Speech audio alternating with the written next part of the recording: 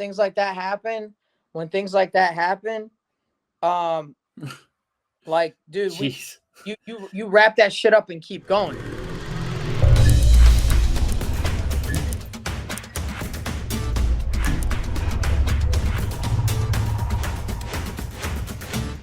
Welcome, everybody, to another episode of A-Listers. My guest today is most known from MTV's The Challenge. He's a 3-time Challenge champion, producer, athlete, and is currently on the Paramount Plus series, The Challenge All-Stars. Welcome to the show, DERRICK Kosinski. Yeah, I'm going to have to get my background correct here because I'm late. I'm trying to look like I've got halfway decent background. Because I'm on here with a professional. So I need to get my professionalism up. And I'm already late. So let's get this thing cracking, man. Thanks for having me. Oh, thanks for being here, man. So I'll go ahead and jump right into it. Take me back to your life before reality TV. How did that casting process work? What made you decide to do it? So let's see, life before reality TV. Well, I've got to tread lightly here because my child is in the other room. And I don't know how well this is gonna come off, but I guess I was just your typical guy from Chicago. As you can tell, I'm still rocking my Chicago gear, and I was going to college. Played 2 college sports. Walked onto a baseball and basketball team. I was working at Steak and Shake. Got my school paid for because I could ball a little bit, and maybe the teams were that bad and they needed some talent. I had torn my ACL, so I was sitting on the couch and I was watching the show, icing my knee, and it said, if you'd like to be the next cast member, go to this website. And I'm like, what? You can try out for this stuff? Like, right. Like, I'm like, you can do that? Like, I'm like, follow me around with a camera. I'll give you a TV show. I'm like, right. I got an episode like every other night, you know? and just it's just kind of like the company I kept, you know. It was just it wasn't so much me as this like main character. It was like each one of my friends was like a different type of nut. At some point I wanted to produce a show called D's Nuts. And that's amazing. I love that. Because I went to a casting call, waited in line for 3 hours, got up in a room with a bunch of people I didn't know. We spoke about some topics: gay marriage, interracial dating, what's cheating. And I feel like I kind of stood out with my responses and replies. And then, you know, I get a call back. They're like, hey, can you do a casting call in Madison, Wisconsin? I'm like, well, like, what? Do you need me to drive back? I'm like, I'm on the way to Chicago. You need me to drive back for this interview? Anyway, I drive back for this interview in Madison, Wisconsin, and they videotape like our whole 2.5 hour conversation. Long story short, I go back to school and I'm still trying out for the school play, but now I'm in the running for Road Rules, and the acting coach or the director's like, hey, look, I need a commitment. Like, can you take yourself to can you? I'm thinking about moving you on to the next part of this casting process. Can you commit during these times or not? I'm like, well, I've kind of been the running for this show called Road Rules, so you know, I don't know. So I ended up not getting casted for the school play, but I ended up getting picked for Road Rules, and that's kind of like how the journey started, man. I was just a regular kid from Chicago, enjoying my life. I was aspiring to be a teacher and a coach at the high school level. Was going to a junior college, played 2 sports, and you know, everything changed. Here we are at almost 20 years later. So on the season of The Island, which to me was one of the most different seasons of the challenge they've ever done, how bad were they starving you guys out there? It looked like you guys literally had almost nothing to eat the whole time you were there. It was tough, and I think a lot of people were experiencing like hanger issues. But for me, like, we had to, at the beginning, we jumped in and I'm not saying that this is like what helped me the most, or like, I just think that if you're not getting food, if you can't like live off of rice and wine, like I probably can, you know. So it wasn't like such a difficult, you know, trek for me. I also, here's a little tidbit that no one knew about. So at the beginning, we had to jump off of the boat, and they said, all right, you can pack one bag. You can take whatever you want. You just got to swim it from here to there. Oh, shit. To the island. So I'm like, and like, I don't even think we had life jackets. So I don't think you did, if I remember from rewatching it. Yeah. So like, and I'm like, okay, well, like, I guess some of my clothes will get wet. I guess some of whatever I want to like take on the island, will get wet, but you know, it might survive. So I had these like protein bars, and they were a little heavy, but like I packed everything that I could in my little backpack, and I just like went for it. I like, you know, swam for it, and I made it through. I made it across, and I had these protein bars in there, and I would take like maybe like a quarter a day, and I would just eat that. And I had these like little vitamin C electrolyte packets, and Nice.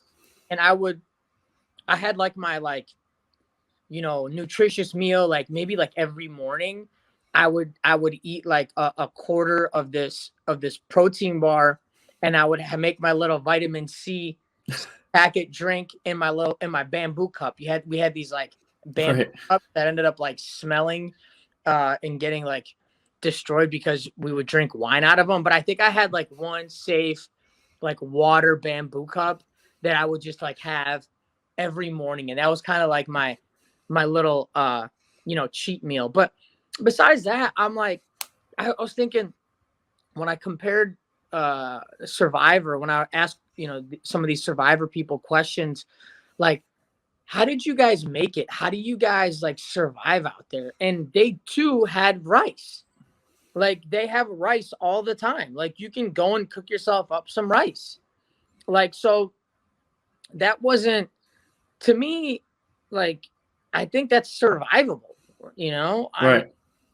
I think we were out there longer than 40 days because I think there's just 40, but you know, I've been wandering this world for a long time. I think rice and wine is more than enough to survive on.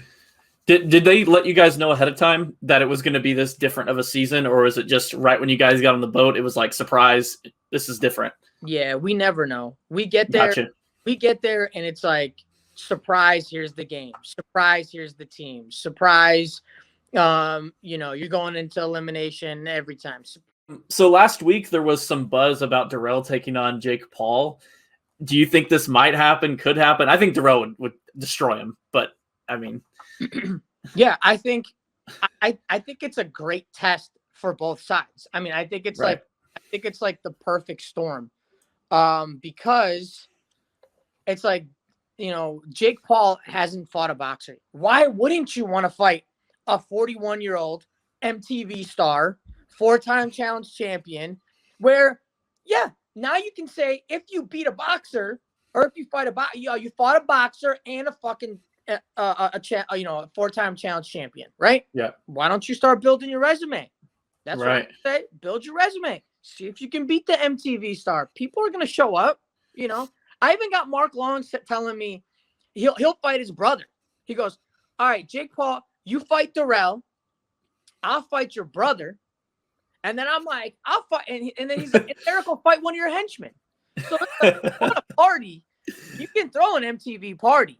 We can throw an MTV party, you know, with some fucking badasses. Yeah. Really want to do it. Throw your whole team on the card. Hell yeah. And I think we'd be willing to do that. We'd be willing to back up Darrell. You know, take some punches for Darrell to see this fight happen. And talking about basically throwing down, this jumps right into my next question, which I see right over your shoulder there. You versus Joss. In my opinion, the best elimination round we've ever gotten in the challenge. And I'm not just saying that because I'm talking to you. The banana backpack's always talked about, and it is legendary, but that's 20 seconds. It looks like you guys went to war for, I don't know, 40 minutes, an hour. I'm not sure how long it was. And that's what I'm wondering. How long did you guys go at it? Yeah, we went at it for probably, I would say that I would say that we were out there, you know, tossing each other around for a good at least 90 minutes, between 90 minutes and 2 hours. We did have to take a small, like 5 to 7 minute like break because when I busted my eye, they had to stitch me up.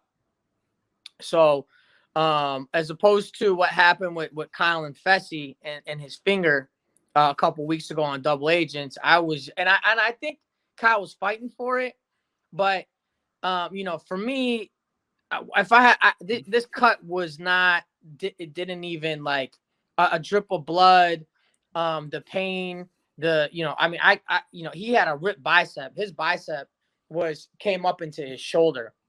Damn. So it was like, when I see production shutting shit down, or seeing someone like freak out because they got a finger that looks like this, like, bro, we like when that happens, when things like that happen,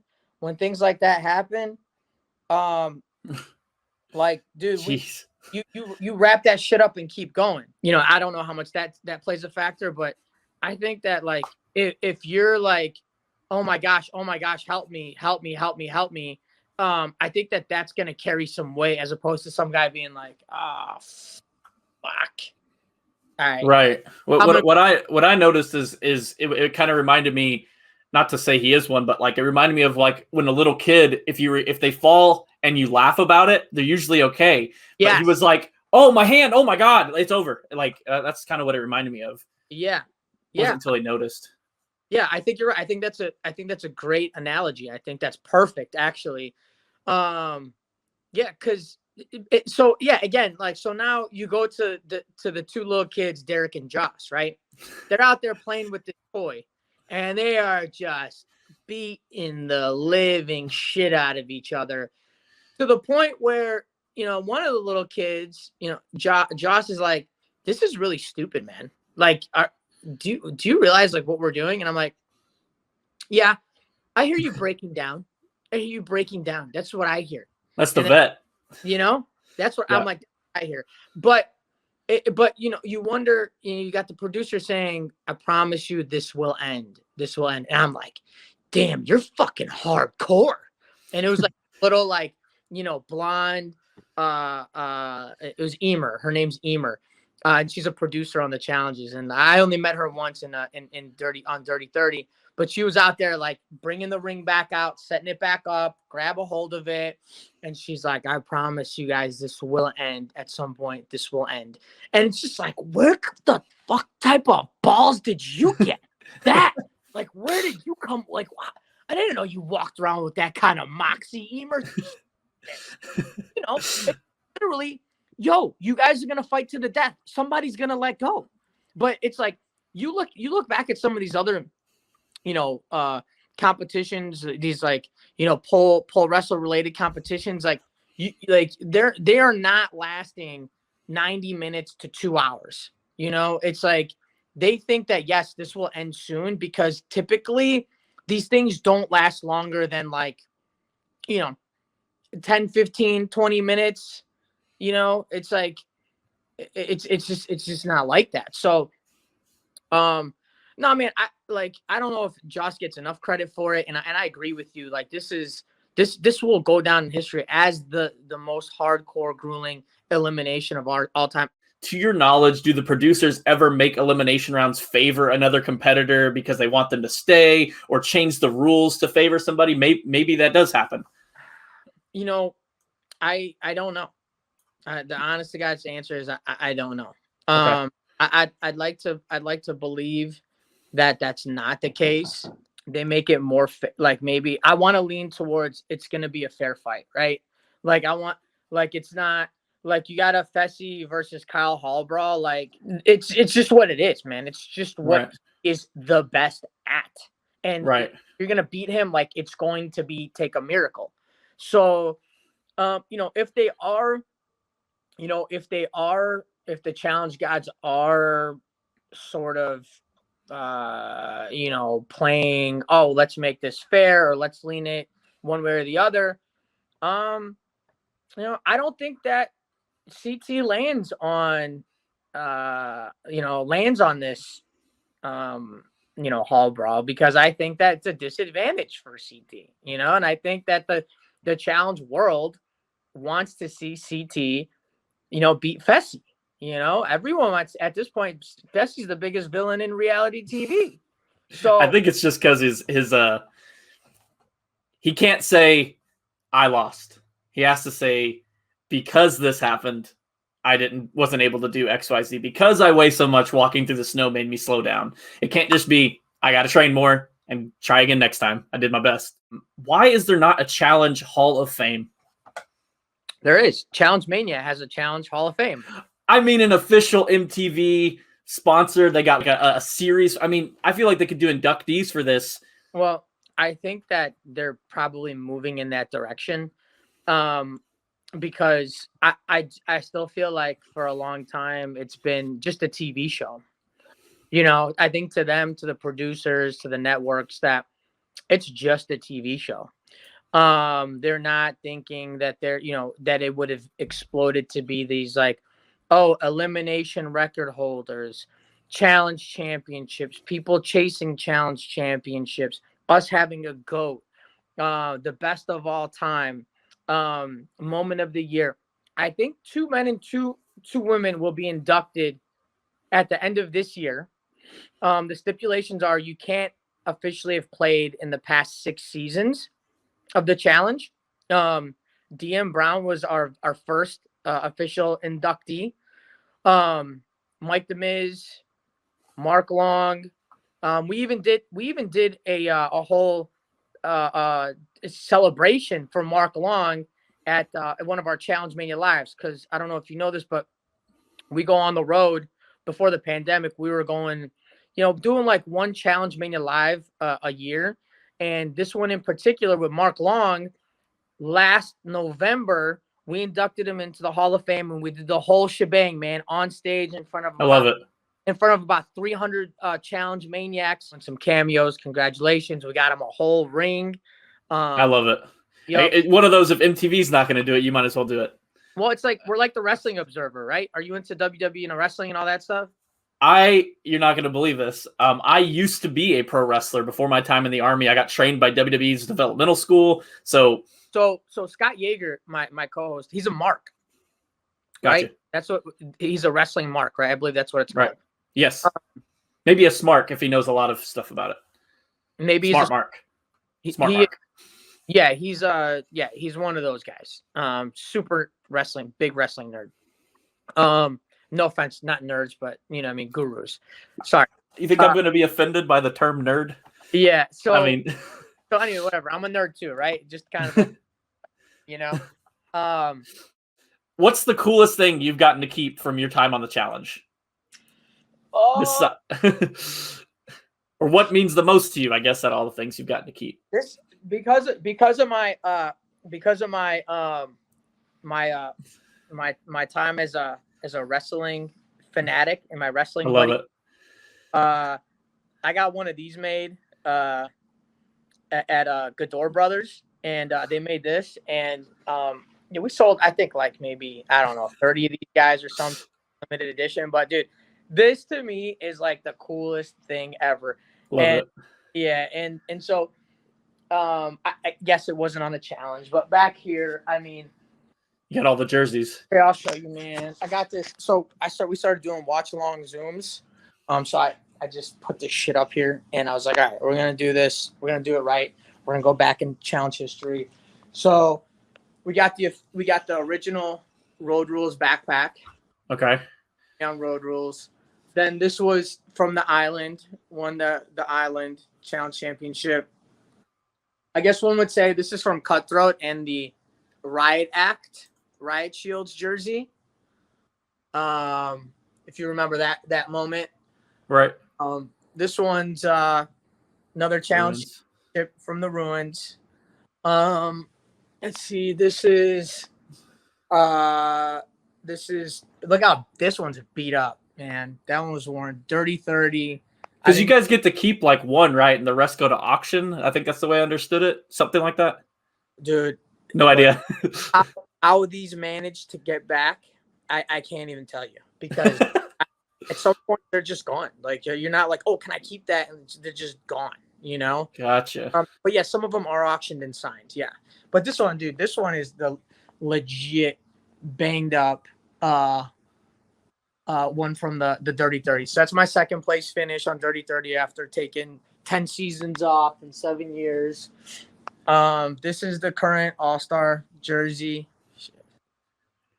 Current All-Star jersey. This is just another color of the Dirty 30 because we would switch up jerseys. That one's a replica of the Elimination, the Mercenary Gotcha. Elimination. It wasn't actual. It's actually too big. The one that I wore in here was not. It was not possible to bring that back. Like that was so dirty and beat up and nasty. Really? Back from Spain. But since they gave me like a size too small, I had them go get me a bigger one, and because it was like too small, so tight. So I was like, I just took this one with me. That's awesome. And of course, this one's another cool. This is from Craig Marrier. I remember seeing that on Twitter back in the day, I guess, when this all happened. That's awesome. Yeah, man. And so Craig does a lot of our artwork at Challenge Mania, and it's just great memorabilia, man. And like, again, some people, take this show for granted and as just like it was just a TV show. For me, like when I started playing it, like I was like I treated it as like a sport, and I think it's cool that all these years later, we're talking about, Challenge Mania or Challenge Hall of Fame, Challenge Awards, GOATs. I think that I think it's cool the turn that it's made, and with Challenge All Stars, I'm just glad that there's another spot where this can continue to, this world can continue to bloom. So with talking about All Stars, is there anything, without giving away any spoilers, anything cool coming up this week or coming up in the future for All Stars that you could tease at all or anyway? Yeah, dude, I think that this next challenge that's coming up, episode 5, you see us picking up logs and moving with them. I think this is another one of those where it's like, should 35 plus year olds be doing this as in relation to like the first competition where you're like, oh, this is the senior you got like text saying at the senior citizens challenge. Well, some people couldn't do it, some people could, and most people almost drowned. So this is another one of those things. It's like we're really putting these guys to the test. And should the challenge gods gotta go? Should we be putting them to a test like this? So I think it's cool, to observe from both worlds. And I think we're gonna get some fireworks. What was the one with Kellyanne didn't know the question, just hops off? Yeah. Like, it's just that old school mentality of everything. Yeah. I love it. I'm glad you caught that one. I caught that one too. I was like, oh, she didn't even answer. She just yeah, just okay. Well, I don't know this. So the last thing I have to go through with you today is some rapid fire questions, and you'll just say the first thing that comes to your mind. Best season of the challenge, in your opinion? Best season ever? Doesn't have to be one you were on. It could be one that you were on. The Challenge All Stars. Dream duo partner for a season, guy or girl? I'm still aspiring that at some point there will be an alliance this season, and I'll be able to be partnered with Darrell. One guy and one girl you want to see return to the challenge who hasn't been on it? I think I'd like to see Abe come back. And probably Evelyn and Landon. I want to compete against Landon. I want to see how my older self can compete against his older self because he was always so good. Favorite superhero? I think I have the answer by your name there. Oh yeah, I was just messing around. Yeah, it's Deadpool. It's Deadpool. Cat or dog? Dog. Biggest pet peeve? I used to say laziness, but I've gotten pretty lazy over the years. So now I'm kind of like, it's like a catch-22, right? You know, when I want to do something and someone's trying to stop me from doing it, like maybe that's my biggest pet peeve. Okay. Trying to stop that I really want to do, whether it's like go get ice cream or like go win the challenge. Yeah. PlayStation or Xbox? We play PlayStation. We're about to get FIFA and try to get good at that. If you were running for office, what would your campaign slogan be? I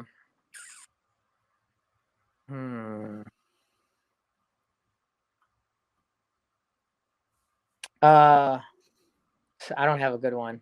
I was gonna say Derrick the Detonator for president. That sounds terrible. I don't think you could do these nuts for this one. I don't think that would work. If you had to pick one superpower, what would it be?